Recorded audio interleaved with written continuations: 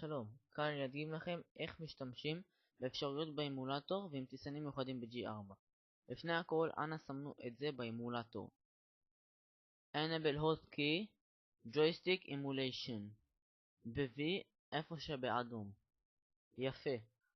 עכשיו, לכו לתפריט ותבחרו טיסן שקוראים לו הרייר. עכשיו, אתם רואים, אתם נכנסים. כל שינוי הכי קטן של המנוע, אתם רואים, זה Ctrl פלוס F, זה משנה את זווית המנוע. הנה ממריאים. עכשיו ראית פלאק?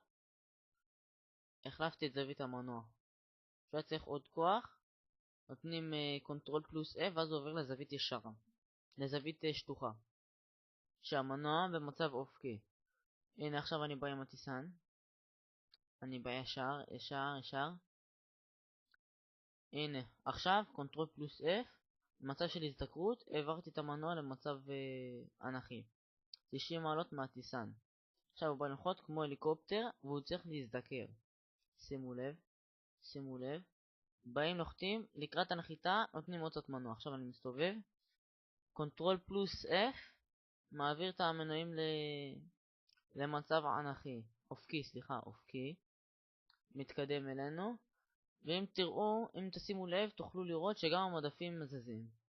הנה, תסתכלו. מנוע. הנה, עכשיו אני נותן Ctrl פלוס F. עוד פעם. Ctrl פלוס F. המדפים זזים וגם המנועים זזים. אתם שמים לב? זהו, תודה רבה.